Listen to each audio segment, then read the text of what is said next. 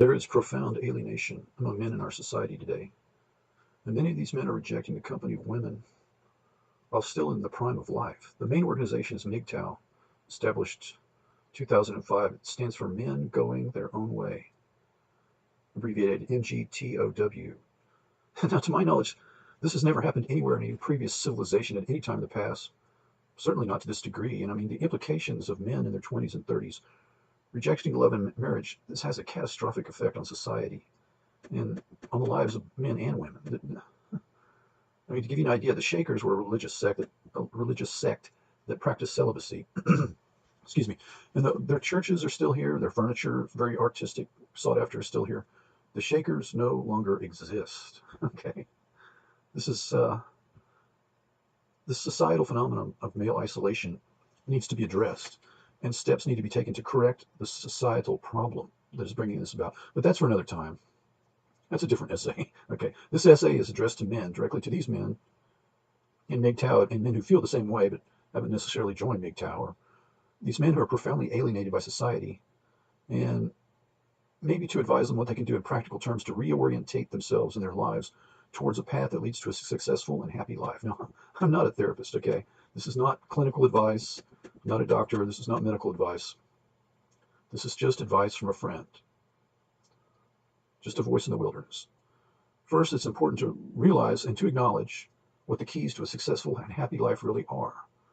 And then we'll go on from there and advance practical suggestions about how to get to this goal. Western society embraced consumerism ever since the end of World War II. And this consumerism has been driven by advertising and mass marketing, really unique to our society, certainly in its breadth and depth. Now, the most constant and intense, insistent message of this mass marketing, this advertising, has been simply that people will always let you down, and the only thing that's going to make you happy, the things you buy, are going to bring you satisfaction and happiness in life. Now, this is not true, and this has led to a great deal of the undercurrents of unhappiness we see in the West today. It is very clear that at the end of life, when we look back on our lives, the things that are most important and cherished are the quality of our personal relationships, quality and quantity of our personal relationships. Now, it's not just that people need other people, of course. We need to work together cooperatively towards shared goals. And we need to enter into long-term relationships and raise children to ultimately be happy and look back upon our lives and see them as successful. Our marriage and our children will be our crowning achievement in our lives, virtually. Unless you're going to go out and cure cancer. I mean, we're all mere mortals here. To put it simply, men need to create a successful marriage and to raise children to be truly fulfilled and happy in life. Absolute freedom, the thing that we're sold, absolute freedom does not equate to absolute and total happiness. Perhaps we've crossed some kind of line and we're actually descending in happiness because of these absolutes of freedom. A successful career and greater material wealth are not what makes a happy life. If you get the corner office and you become successful and wealthy and you enter into the 1% and you look back on your life, that is not the thing you're going to cherish the most. These are false gods. Surveys show that once people reach a certain standard of living equivalent to about $60,000 in today's money, then they are as happy or happier than people who are far wealthier. Money, or your gross standard of living after a certain point, after you cease to struggle for the basics, money is not equated to happiness. If you're a member of MGTOW, or merely, you're one of these alienated and disaffected men in our society, you need to understand that your pain is real, okay? And out of this pain you're feeling comes anger. Great suffering, great pain, grieving, great anger. People please try and acknowledge the truth that men need women, that we need each other, and that the key to a happy life is a successful marriage and successfully raising children to adulthood. If you feel strongly to the contrary, I suggest you first study biographies of people you admire, your heroes, people who have made an impact in the world. And then maybe you should stop reinforcing your bad experiences with these videos and the company of other disaffected, alienated, depressed males. If you remove yourself from immersion in this, step back and look at the lives of other people. Biography. I didn't used to like biography at all when I was a kid, But, later in life, I think reading lots of biographies have help you understand your own trajectory. Every person has a destiny, a trajectory. You need to try and understand yours. Now, please indulge me and let me go through this. And despite your strong feelings to the contrary, perhaps, of what I've just stated, if you stay with me for a few minutes, it may save you a long, dark tunnel of happiness that are actually occurring in the best years of your life. Okay. Now, at any one time, you know, 20, 20 to 25% of the general population is either clinically depressed or just flat out crazy. Okay. Neurotic, psychotic. But I mean, generally depressed. Let's just focus on that. Depression. This is actually, historically, we weren't taught that, depression is something to be medicated. Okay. It's something to be conquered or overcome previously. Now, what I'm laying down here, you may feel quite differently because you've had bad experiences in childhood or young adulthood, but there are strategies to get you what you need to be happy. So just bear with me. It's important to acknowledge that you're in pain, first of all, okay? Now, there was a program on a couple of years ago about people who had fantastic memories. They competed in these memory competitions, like the Memory Olympics or something. I'm sorry, I'm being kind of vague. But, these people, the small group of people that they were interviewing, they had won these memory competitions through these almost impossible feats of memory. It was like Herculean. It was unbelievable how good these people's memories were. Okay, so they're interviewing out of nearly 10 people, these like-minded individuals. Only one of them was a female, was in a relationship, and all the others, mostly males, but some females. All of the other Memory Olympics winners they vividly remember the pain they felt at losing their girlfriend or their wife. That they had these fantastic memories. It was present with them in every moment, and since they could not forget, they could never allow themselves to be hurt like that again. So, people's memories are not perfect for a reason, apparently, because these people could not engage at all. You're probably experiencing symptoms of PTSD from one or more bad experiences. First of all, don't worry, there's a fairly new but tried and true therapy to process these memories and to take the edge off them so they no longer cause the same degree of pain and distress. We can go into that later, but that'll come toward the end. But first, let's acknowledge your mental and emotional state that's causing you to withdraw. Withdraw from the company of women or worse, from life itself. Now try to forgive yourself and accept that this pain is real and that this behavior, withdrawal, is normal. Just like these memory athletes that can never forget, you are reacting in a normal human fashion. So let us first begin with the obvious. Most men have difficulty speaking to women. This is normal. Now, not all women are the problem. Not all women are bad. Not all women are, evil, or however they're depicted in MGTOW. I'm being flippant, but there's a bad, they're depicted poorly. Okay, the problem you're having with women, besides the bad experiences, if in fact you face loss of rejection, this problem is because the problem is probably with you. All right, first and foremost, you may not know how to approach and talk to women. Okay, this is not something that men instinctively know. Quite the contrary. Now, I refer you to YouTube videos that can teach you how to approach and converse with women. Now, avoid the pickup artist videos and be advised that most of the advice videos, they don't really know any more than you do. Still, try and go through these and find some good ones and study them. Watch these videos, apply yourself. It's not that hard. It's just hard to get started. Keep it simple. Like any skill, it comes with practice. And how much effort you put into it is what you get out of it. So get some YouTube videos. I'm not going to go into all that, but, just to break the ice, or to just how to involve women in simple, introduction and conversation. It's a skill like anything else. It's out there for you to learn. You have to want it. So do it. Now, so far we've stated that you need to succeed in a long-term marriage with children to be happy. You need to acknowledge your pain, and you should admit you don't know how to talk to women. Okay? Be honest. And if you're being repeatedly rejected, the problem is not all women. In all likelihood, the problem is, frankly, with you. Honesty is the only way you're going to get anywhere. Denial is just more pain. Okay? Failure. You're going for success, so in order to get success, you need honesty. Now, don't worry. Stay with me. This is going to get better. Okay? We can begin by fixing the easy things, and we'll move on to the more difficult ones as we go along. First of all, people will always interpret you as less hostile if you pay more attention to your grooming and hygiene. Now, it sounds simple, but this makes a big difference. I'm going to go out on a limb here and say that everything that you've got going on from the neck up is probably not in perfect form. So let's just start there. Now, first of all, let's start at the top. In all likelihood, your hair is not right. Hair is very important to women, so admit Your hair needs to change. You need to change, okay? Change your hair, change your life. Guys who are not getting anywhere almost universally have bad hair. This is an easy thing to fix. Get some advice on this matter from an expert. Example, a woman who cuts hair. A guy who knows what he's doing, okay? The easiest thing to fix is your hair. Fix it first. I don't know, grow it out, cut it shorter, style it differently. Yeah, color it if you have to, but make a change, because what you have going on right now is not working. Optimize your hair. Get some advice. Number two, the most simple mistake that men make is bad breath. Okay, it's very common. You can't know yourself. Bacteria grow on the back of your tongue. Okay, generally speaking, it's not your gums, it's not your teeth, it's not your yada yada. Bacteria grow on the back of your tongue. So get a tongue scraper and use it. Gargle with salt water every day. Chewing gum does not help. Stop chewing gum. Avoid sugar. Okay, so tongue scraper, salt water, gargle. Skip the sugar and the chewing gum. Enough with the bad breath. And get your teeth clean and get them whitened, okay? This is very important. They probably need to be. Your teeth probably need to be cleaned and whitened, so do it. If you have crooked teeth, gum issues, tooth decay, or other problems, get them fixed. The aesthetics of your oral hygiene and mouth are very important. Very important, okay? People make up their minds about each other in about half a second to 2 seconds. Let's be realistic. So get this part done, all right?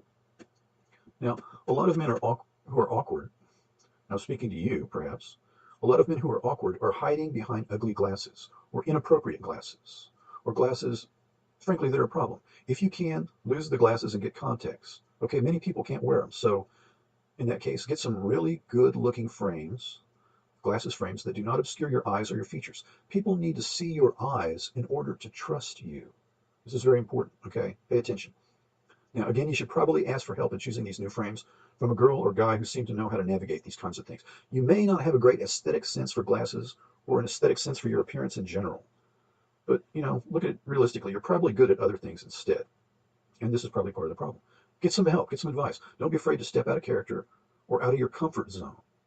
Spend a little more money on a couple of two pair, because they will be on your face for the next few years, okay? Don't worry about glasses in general. Glasses are cool again. But you need some really good looking frames that look good on you. You probably don't have this right now. Okay, again, too many people in the grooming department have protruding nose hairs, they have ear hair, they have bushy eyebrows, they have unibrow, they have neck hair on the back of their neck that goes all the way down and connects to their back hair, or some such horror. Okay, this is completely fixable. Buy an electric trimmer and trim this stuff, please. Don't get too carried away, shaving your back, shaving your chest. Okay, there's only so many hours in the day, people, all right?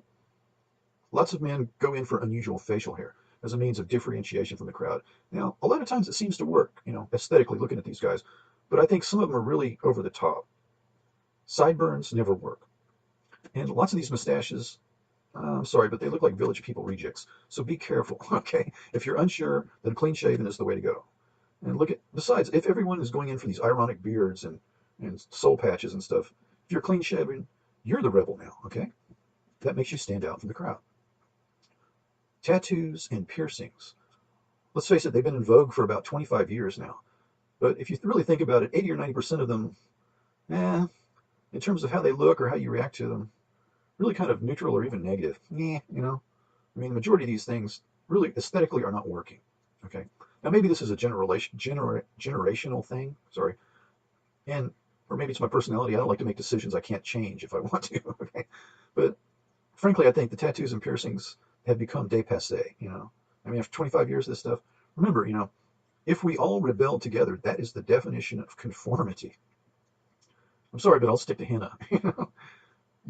Remember, you want to look employable in your appearance to women. You want to look dependable in your appearance to women. And nothing says employable and dependable quite like a nice, big, inappropriate neck tattoo or, an earring, okay? In case you're unsure, that was satire. I advise against the tattoos and the piercings, but you have to decide for yourself, suit yourself, okay?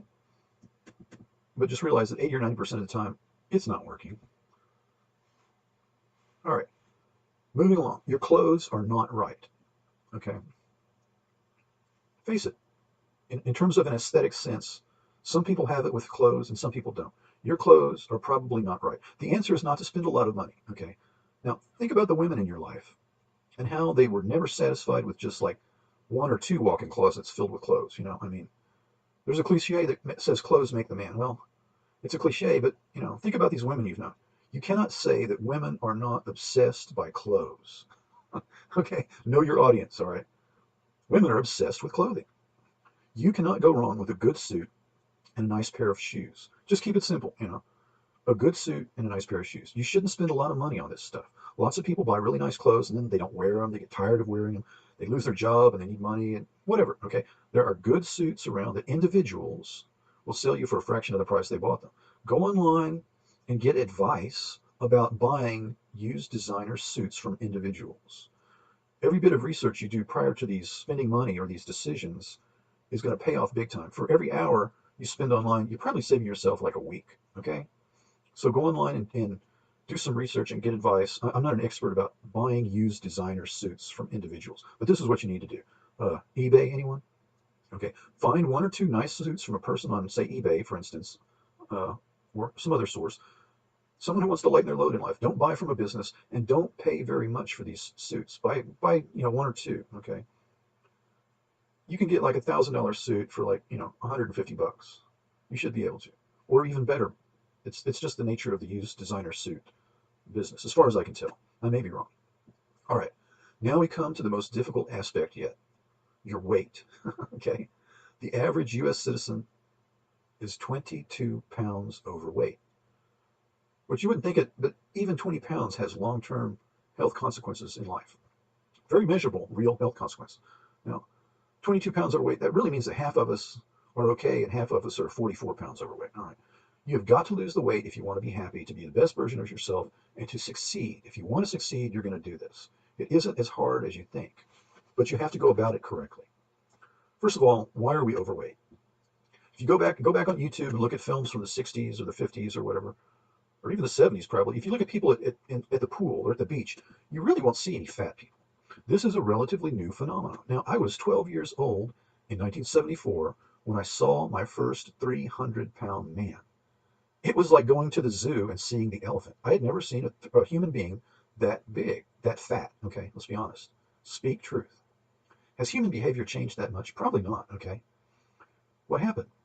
We switched to corn as a food staple, and more importantly, to high fructose corn syrup as a sweetener in many products. Okay, mistake. After World War II, we began to in general, add increasing amounts of chemicals to our food.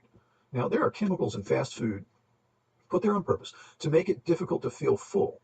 You can eat a normal amount of food, and it's designed so you still feel full, and you order an extra order of fries or another hamburger. They've got the science down. Okay, farm animals are fed antibiotics not just to avoid disease, but actually it's as much to increase their weight. How they react to being shot full of antibiotics, their weight balloons, and they're doing that on purpose to increase their weight as much as they are to avoid disease. All right. But when you ingest this meat, you're taking in these antibiotics, so I imagine it's having much the same effect on us. Now, there are chemicals in plastics that are lowering male testosterone levels about 1, maybe 2% a year for about the last 20 years or so. Now, this adds weight to lab animals. When you do this to lab animals, they start gaining weight. Okay, so I mean, you've got multiple. Not to sound too alarmist, but you've got multiple factors here. So not all the weight gain is the fault of the individual. Is the point I'm trying to make. Okay, all right. Diets generally don't work. You just kind of go back and forth. You lose 10 pounds, you gain 12. Exercise alone doesn't work by itself. But I've read a little bit, and apparently the meal plans do work. I've never been on one. Probably costs a little over $300 a month. But let's agree. The most important thing you can do to, first of all, change your diet. Okay. Join a meal plan like Nutrisystem. I know nothing about it. All right. What you could do is eat like 1,000 calories a day, so you lose half a pound a day for about 90 days. Try not to overdo it.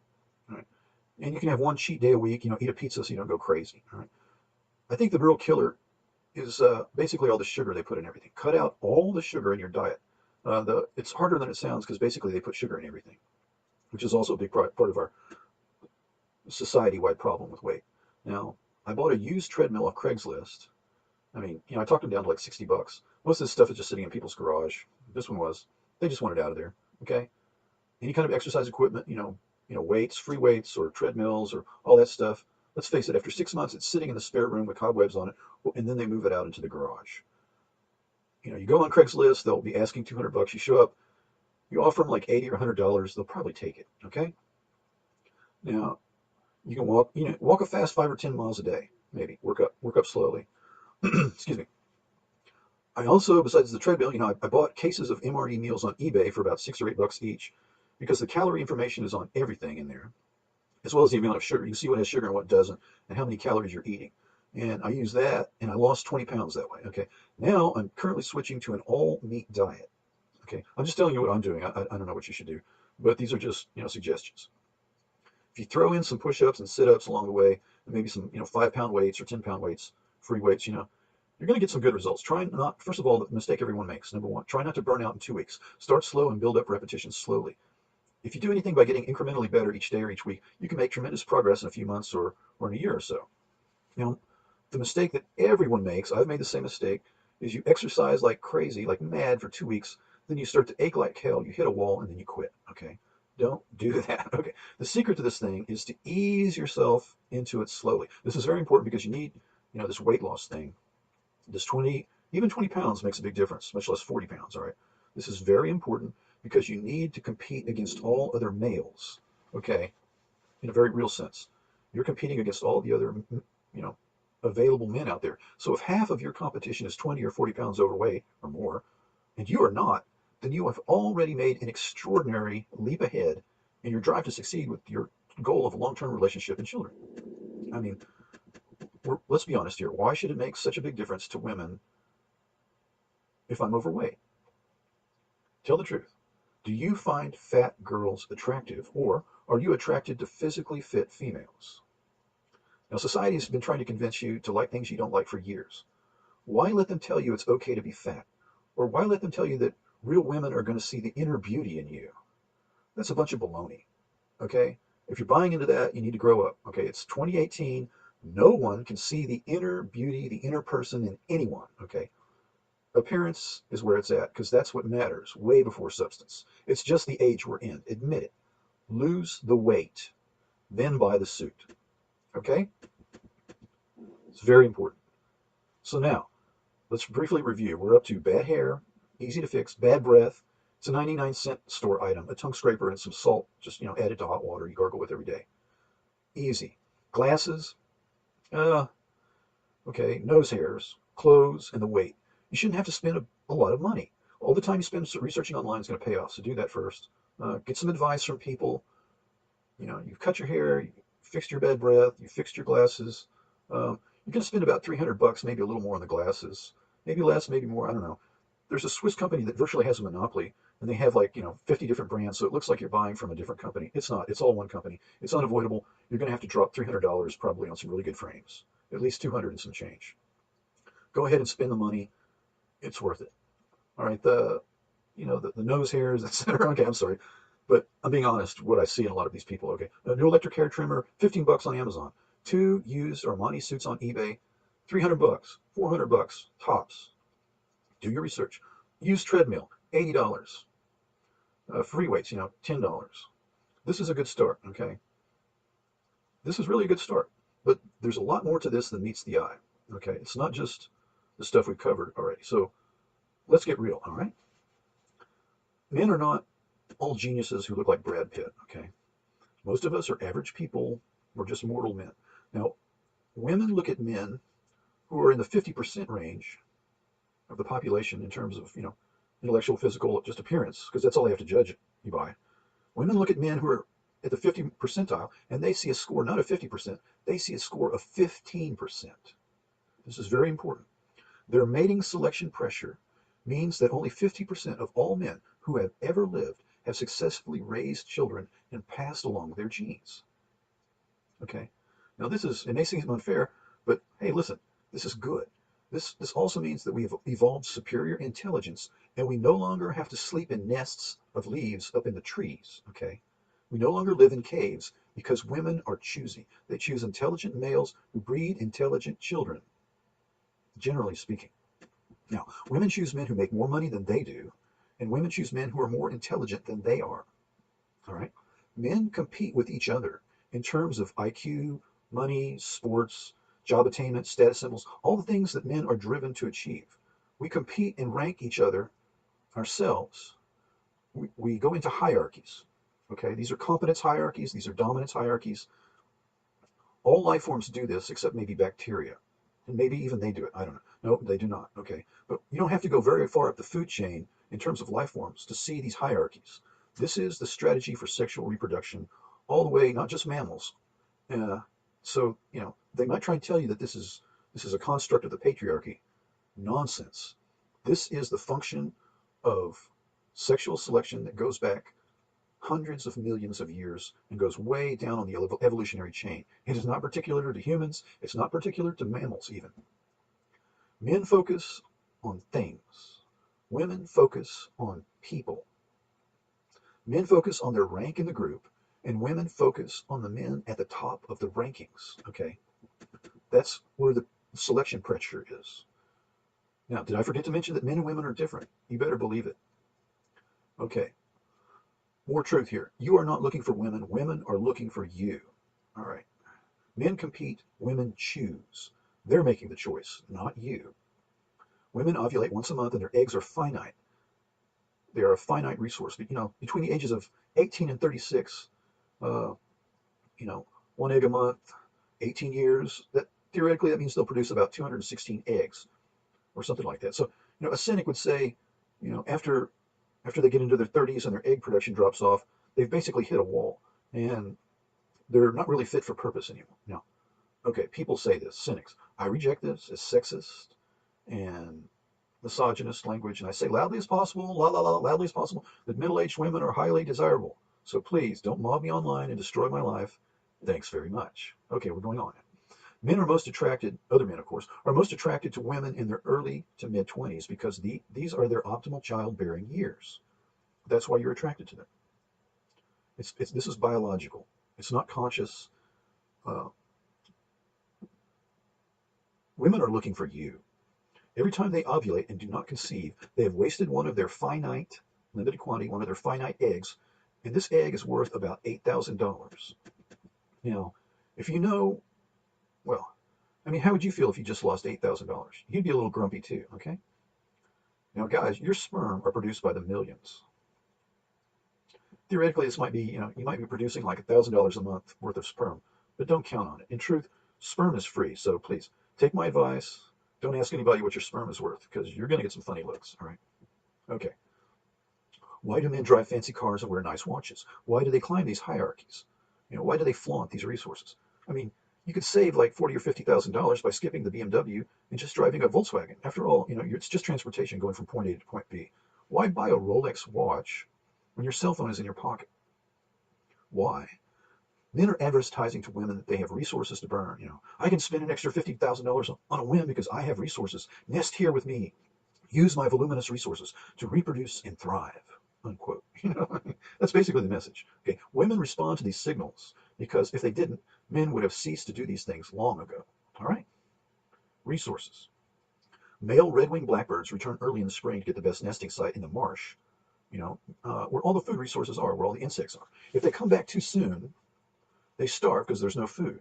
And if they come back too late, they get second-class territory to nest in, to attract females. The females choose the males who have claimed the best spots, the best territory, and they mate with them. So access to food resources are paramount. It's not the personality and inner beauty of the male red-winged blackbird, okay? Imagine, these males that return first, they're probably nice and lean as well by the time they're, mating. So it's they're walking along the knife edge there. Well, if you come back too soon, you're going to starve to death. If you come back too late, you're going to be lower on the ranking scale. About 33% of the young that these females produce do not share DNA with the male nestmate, what might be called portfolio diversification. Okay, before you get all upset and cynical about females and their behavior, their nature, please remember, males do it too, unquote. Okay, it's human to diversify your portfolio, so to speak. Human female mating behavior closely tracks the female bird model. I am not making this up. Look it up. But that's kind of a side issue. The major difference between the two is that if you're lucky, the human female will not poop on your car. Okay, that's a little MGTOW humor. Uh, it helps if you're already cynical and a little jaded. Um, Status and resources and the ability to earn in the future. Your ability to earn resources going forward is what attracts mates, your viability. Now, the odds are pretty good that you're not a millionaire MGTOW guy, okay? Who is? Don't worry. Don't worry if you're not well off. What you really need is a baseline income that makes you a realistic possible choice, a baseline of resources. How much money is enough to succeed? If you're an average guy in a place like New York City or LA or in a city of over a million people, what happens is you fade into the background and almost disappear. If you live in the largest city in your state, you should realize that you're not optimizing your odds of success. Where you are, there's lots of competition from young, reasonably attractive, reasonably well-off men who probably rank higher than you do, at least in the eyes of women who are looking to catch a man, so to speak. So to reiterate, you're an average-looking guy, you have an average salary, and you have so-so social skills. We'll just put it that way. Or maybe there's some other issues going on. You have a poor aesthetic. You don't know how to talk to women. These are things that you can work on, okay? But if you live in a mega city and you have all these factors, what's wrong with this picture? Remember what we're doing here. You want to marry and raise children to adulthood. You want a long-term relationship, successful long-term relationship as part of your success in life, a big part. Now, did you grow up in a city of a million or more people? If you did, I'm sorry. Raising children in a very large metropolitan area, frankly, it strikes me as child abuse. I mean, because these kids don't get to have a normal, traditional, fulfilling childhood. And if you try, I mean, if you give your children the freedom to roam the city, they'll probably arrest you these days. I don't know. And look at these school systems in these mega cities. The school system has become an indoctrination center. And besides the political messages and all that stuff, it may be the school system may in fact be too big so that the individual student or person is swallowed up and becomes invisible themselves. Excuse me. It's probably better to be an average-sized fish in a small pond than it is to be an average-sized fish in a large pond. Now, cities that are 100,000 people instead of, a million people, if you go down in scale, cities of 100,000 people probably have most of the same institutions and attractions as your mega city. They're just not as glitzy. Say you'll have a minor league baseball team instead of a major league team. You'll have a school symphony instead of an international one. There'll be a small college, not a national football powerhouse. Excuse me.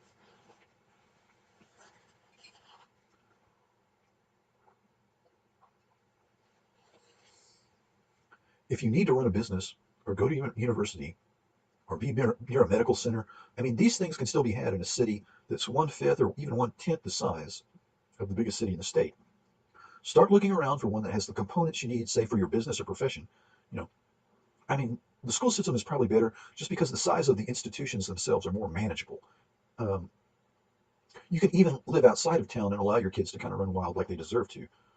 The commute is less hectic in these smaller venues. The people are less stressed. Life is a little less demanding. Now, many state capitals are moderate sized with universities, nice hospitals, plenty of social attractions.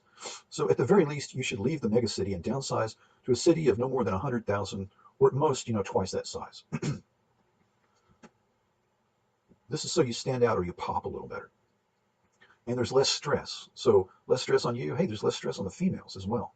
Um, well, what if you don't have to run a bustling business? Or what if you don't need a university? Or what if you don't need a medical center? What if you can live without the social components such as concert venues and restaurants and bars and profusion? I mean, do they have to be right there down the street within a 10-minute drive? Or can you move farther out and visit these things less often? What if you lived about an hour away from these resources? Excuse me. A town of 30,000 or less can really change your mindset, and it allows you to stand out better.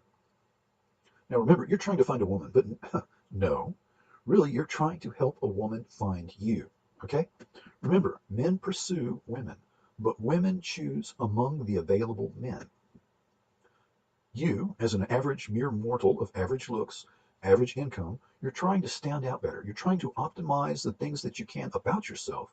And now you're trying to optimize your standing among the ranking of males in your area. The best way to do this is either to do something incredible and fantastic like cure cancer, or you can move to an even smaller pond where you will stand out even more than you could imagine. Okay, let me explain. Put yourself in the woman's place for a moment and observe the men. Let's say you live in a town of 10,000, so 50,000 men, of which half are too old or either too old or too young, so 2,500 men. Of these, half are in committed relationships and choose not to be available, so 1,200 men. Half of these men are either too fat or too unattractive, or have unacceptable personality traits, or they're gay, or some other factor. Okay, 600 men. Of these remaining men, half do not earn enough money to provide for a wife and children. So 300 men. Now remember, there are 2,500 women of reproductive age in this town who are always watching the ranking. They're always watching the ranking men, the highest ranking men, and they're always watching the men and reevaluating the rankings and trying to choose, in their minds or in reality, trying to choose from the top half. To them, they look at these 300 men, and to them, a 50% man, remember, looks like a 15% man. That is to say, they really do not want this guy in the middle, all right, and below. That's just the way it is. Accept it, okay? In a city of 1 million people, as an average person, man, you are invisible. In a city of 10,000 people, let's say you're a high school principal or a police officer, or you're a high status individual, reasonably speaking, even if you're average looking, you still rank near the very top of the available men. There are 2,500 healthy reproductive age women who, even if married, are always examining where the males rank and their attributes. Okay, in this situation, the invisible man has suddenly become visible. Now add to this, in this town of 10,000, theoretical town of 10,000 people, add to this equation the sheer boredom of being around the same people all your life and seeing the same sights, okay. And if a new male comes into town, the level of curiosity and interest are more than you might imagine. All right. In this circumstance, even an average man can succeed with a woman who is a 7 or 8 on the scale of physical beauty. This is very superficial, granted, but men are attracted visually by appearance first and foremost to begin with.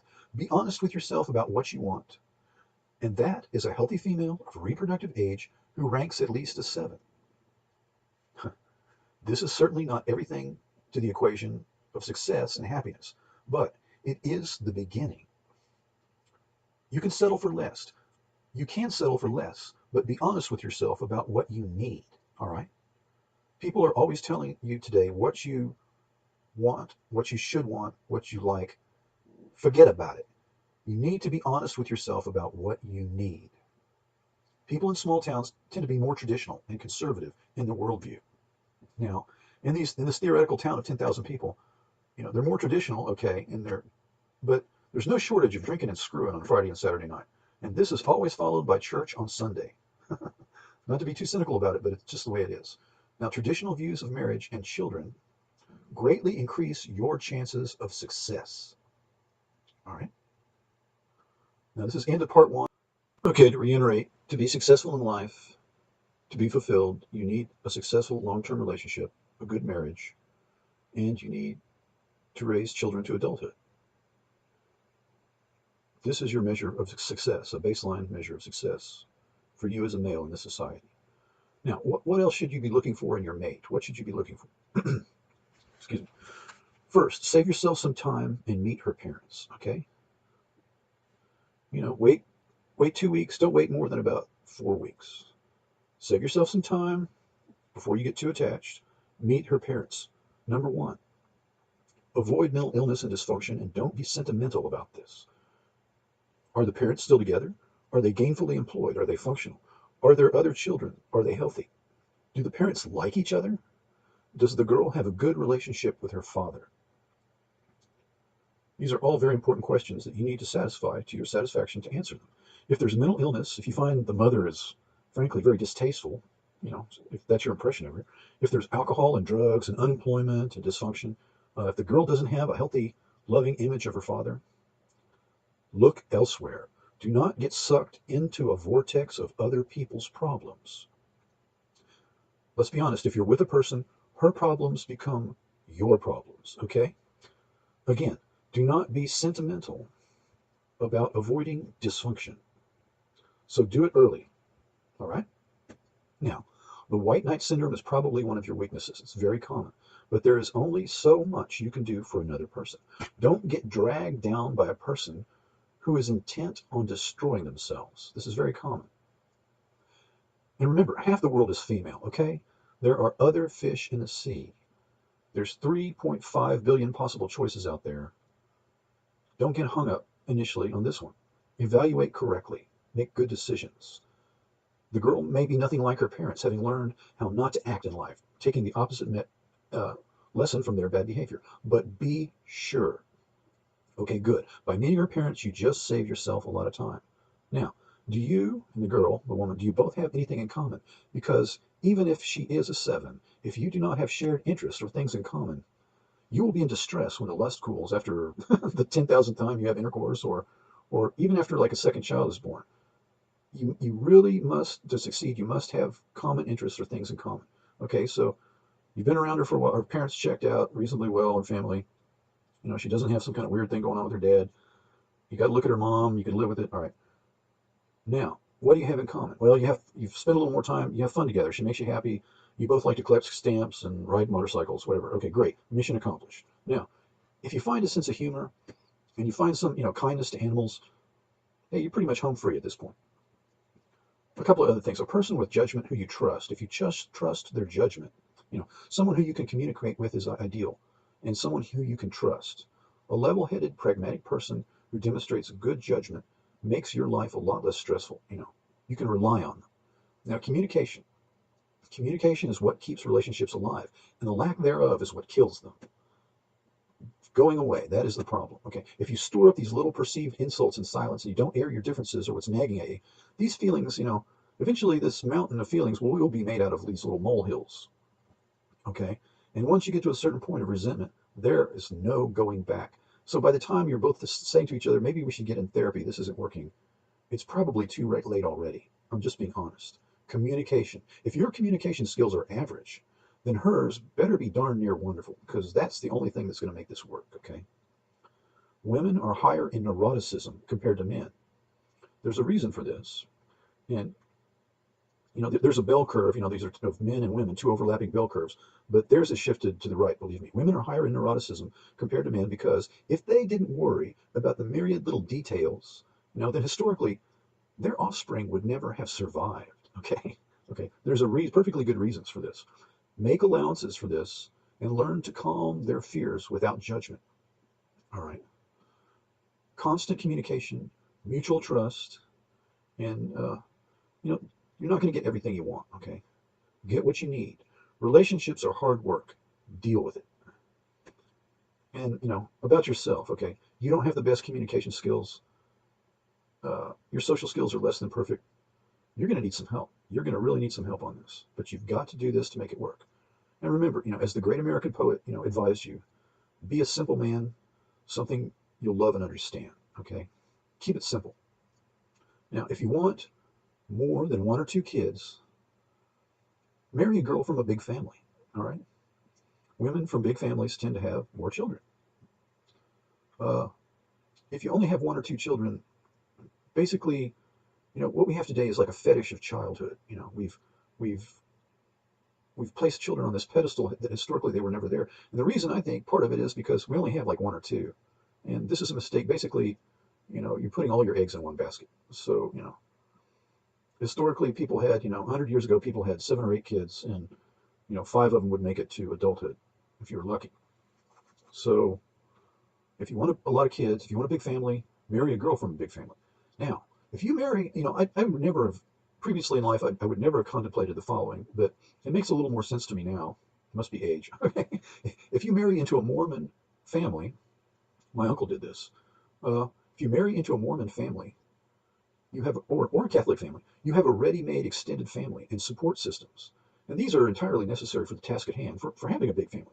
You need, you're going to need support systems. Now, okay, it's kind of, maybe you're kind of weirded out or creeped out about religion or the Mormons or the Catholics, in particular, or this is just kind of a passing thought, all right? But look, if you do that, don't talk about religion and politics with friends and family anyway, okay? As a general rule, just don't do it. Talk about other stuff besides religion and politics, especially today, okay?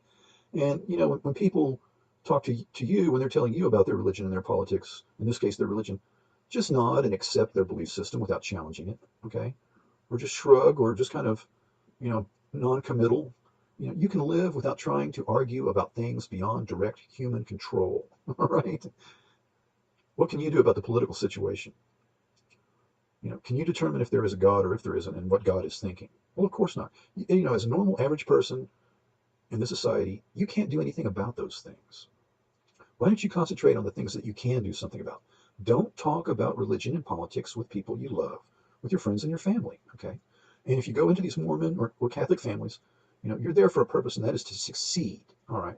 It's to have a successful, long-term, traditional marriage and to have children raised successfully to adulthood who are viable, independent, good people. Just nod and accept the belief system, all right? Do yourself a favor. You can live without arguing about this stuff. It's a waste of human effort, all right?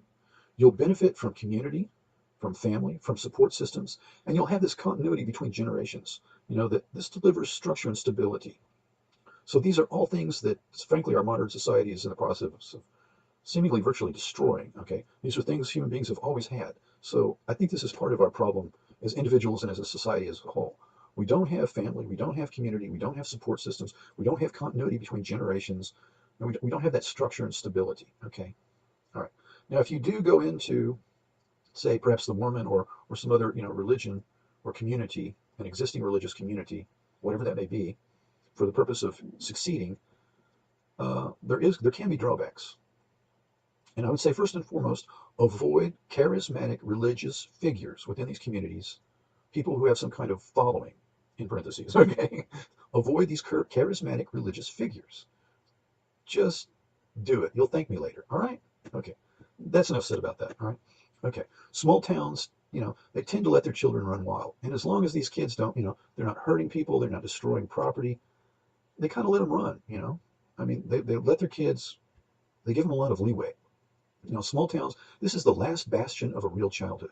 And if you want healthy children, people, who can go through life and meet these challenges that we all face, you need to let them experience the world without being there to catch them every 2 minutes. That's another fallout of having like one child or two children, or, living in a mega city. You have these helicopter parents, okay? This is harmful, all right? The great American novel was Huck Finn. And Huck Finn was the great American childhood. A childhood that is, let's face it, it's disappearing, okay? Now, in the novel, there's basically, Mark Twain's childhood. In this novel, Huck Finn almost died, okay? But let's face it, Huck Finn really lived, all right? And that's what's wrong with America today. People who are too afraid to live or even speak and think for themselves, all right? So you need to let people have a childhood. It's part of the problem. Now, all this, helicoptering and controlling everything, and putting children in a little egg cart so they don't get bruised, this is probably going to be changing as we go along here before too long, because, things always tend to come back around. But let's face it, a real childhood is priceless, and a real childhood cannot be bought, all right? In small towns, that's where the real disappearing American childhood still exists, as far as I know, all right? Okay, so now we come to the hardest part. And that is the part that is about yourself and what you're not telling yourself about why you are where you're at. There's something very real that's holding you back. Now, it may be that you're sabotaging yourself, you're self-sabotaging from succeeding with women because you don't want to get hurt again. Okay, this is perfectly normal. Or perhaps your personality grates on other people. Your interpersonal skills are maybe even below average. Okay, or your personality is just, maybe it's fingernails on a chalkboard to most people. All right, or maybe it's something else. Maybe it's something deeper. Maybe maybe you and your mother were never even very close. Maybe you didn't have a mother. There's something very real and tangible that is holding you back. You are holding you back. No amount of attention to appearance, grooming, hygiene, hair, wardrobe, weight loss will cure what ails you if you do not confront yourself about it honestly and say out loud, just to begin with, to say out loud why you keep failing with women. Then and only then will you be able to change. Only then will change be possible. And by changing, you may grow into the best version of yourself. Half of all men who have ever lived have failed to marry, have children, and live happily ever after. Your personal growth will be the most important makeover of all. Honesty. Okay, personal growth. The Marshall Islands are far out in the Pacific. These are some of the most isolated populations on the planet. And they never had cable television access until, not too long ago. Okay, so the teenage girls there, suddenly, after they get cable TV, the teenage girls in the Marshall Islands, suddenly, half of them develop eating disorders from watching TV and the depictions of female physicality, the too thin models, so to speak, just from watching television. This is not an exaggeration. Half of them developed eating disorders. Okay, our media and pop culture are literally toxic. So if you can stop watching TV and instead read books, you will transform yourself. One of the reasons you're depressed, you're watching TV. Uh, you're depressed from watching TV and internet, social media, as are millions of other Americans. So kind of like, the weight problem, most of what ails the individual is external to the individual. Okay, there are internal things about yourself that you need to confront that we just brought up, but this part, just like the weight problem, most of what ails the individual is actually external. The advertising messages are harmful. Okay, the hypersexuality of the culture. If you watch TV from different countries, you'll notice right away that most of them don't have this component that can only be described as hypersexuality that's in the media. Okay, also, the insane news cycle, the hysteria.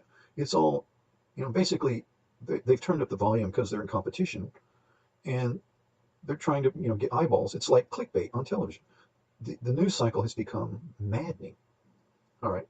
Also, the addictive euphoria and then depression of social media. Literally, it is addicting millions of teenagers and adults. You get this endorphin rush, and then it subsides, and you become depressed. It's a roller coaster of physiochemical addiction to social media. This is not an exaggeration. All of this and more is hurting the viewer, you. Okay, uh, if you're an average guy, rest assured this is happening to you. Okay, cut the cord on your TV, get off social media, read one book a week. Okay, read something you like, something that appeals to you. You know, it'll clear your mind and raise your mood level such that you'll feel like you came off drugs through withdrawal. Now, this process can take several months to completely return to normal thought patterns and mood regulation. Your exposure to media is affecting your mood and your thoughts. So, you know, this is not easy to do. I did it once, almost accidentally. I purposely, more or less, threw away my television for 6 months. It was transformational of my consciousness. Okay, it takes a while, longer than you would imagine. All right, but this will make you a better version of yourself. I promise it's going to feel like the Matrix. All right. Now, if this was easy, everyone would do it, but it's not easy.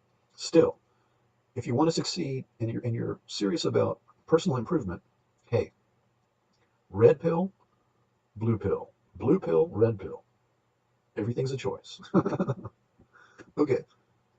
PTSD associated with bad memories can be treated by visualizing the painful memory and then speaking about it. And then the therapist moves her hand near your face and moves her hand across your field of vision from your right to your left and back. What is happening is that during REM sleep, the images of the day are sorted and discarded. Some are kept, some are tossed out. It's like your computer is paging through pages, only these are images while you're in REM sleep is what's really happening. Okay, and you're sorting memories or images of things to discard.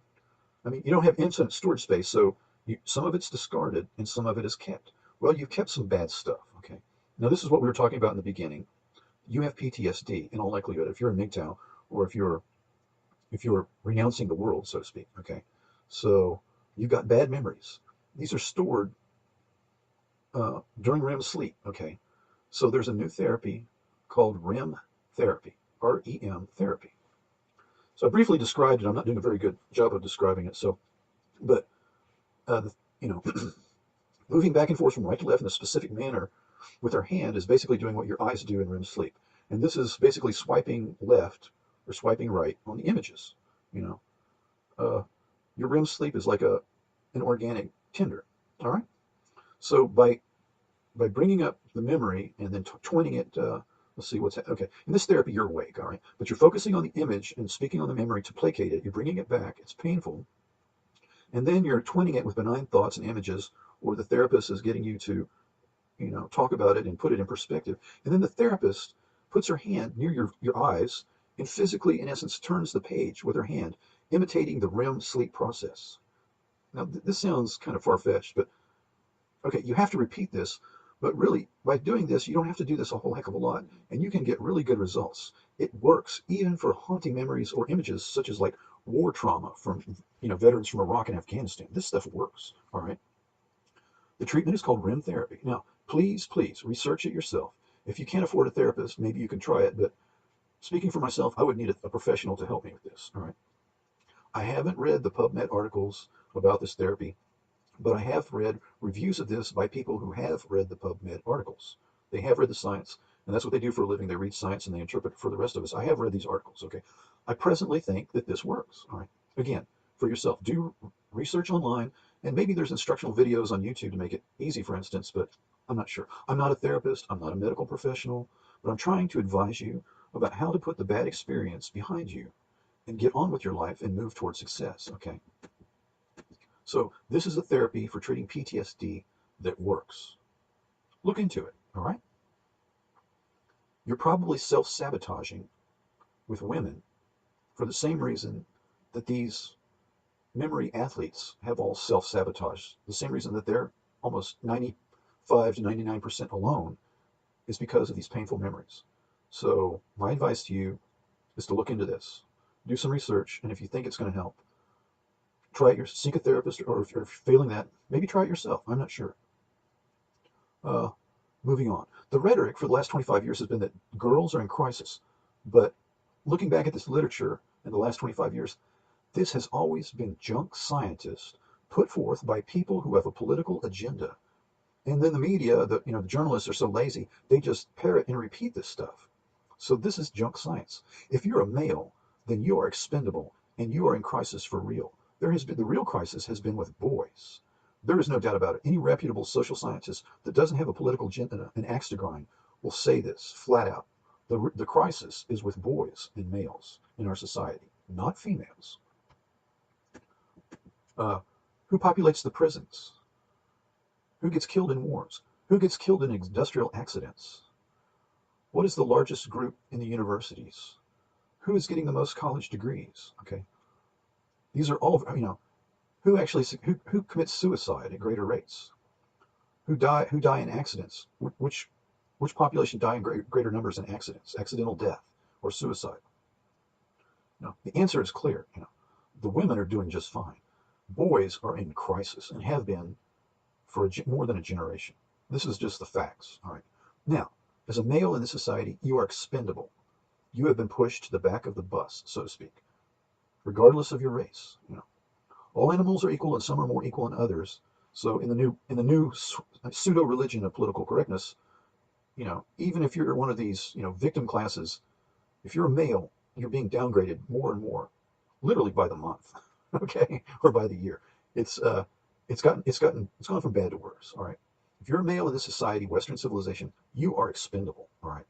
Now, complaining about it, trying to fight back on social media and whatever have you, this is not going to give you the victory you seek. If you're an average guy, an average person, average looking person, the average male with the average income, you are not going to change this by fighting back on social media. Okay.